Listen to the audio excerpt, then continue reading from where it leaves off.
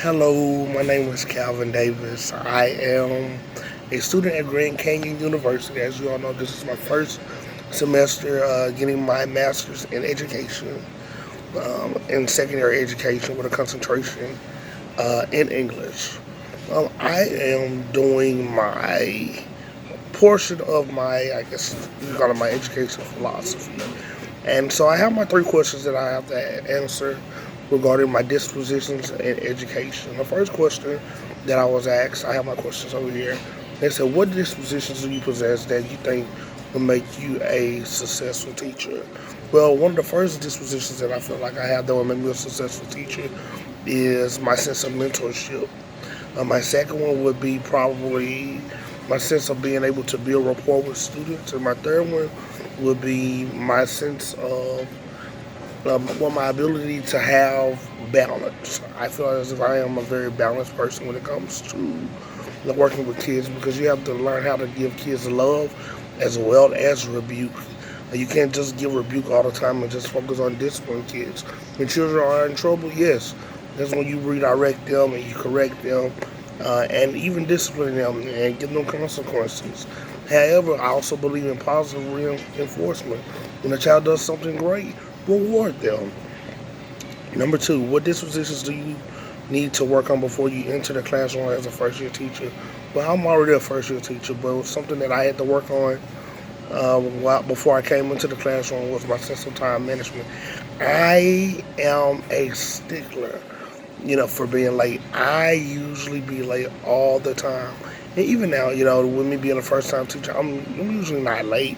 However, I have to be at school at 7:45, and I get there at 7:45. And I was always told that if you're on time, you're late. If you're early, you're on time. And so, time management is something that I worked on, before I came into the classroom.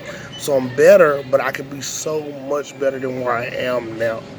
Uh, my third question is, what does a professional educator look like, and how do they behave?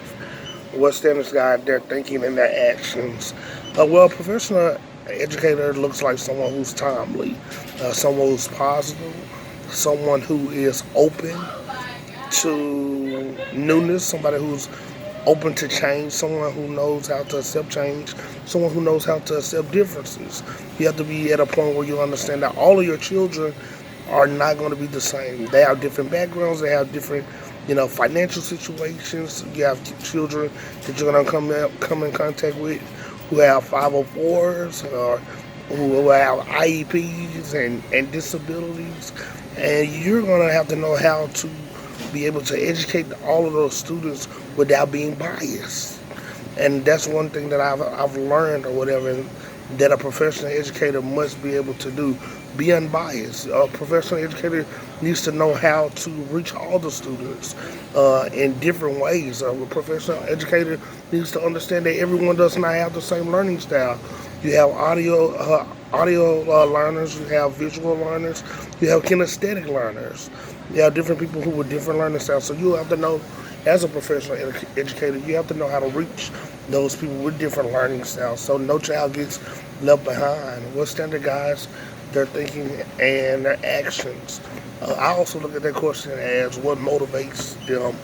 What motivates them is understanding that every day when you leave your facility where you educate students, and what should guide their thinking as an educator should be the fact that they were able to touch a student. They were able to motivate a student. They were able to impart into a student. They were able to educate a student. They were able to teach a child a skill that they didn't know. They were able to impact a child's life. They were able to impart positively in a child's life, not just with education, not just with knowledge, but with mentorship, with accountability, with love. That's what should guide their thinking and their actions, and being mindful of the fact that it's not about the money. It's about the impact.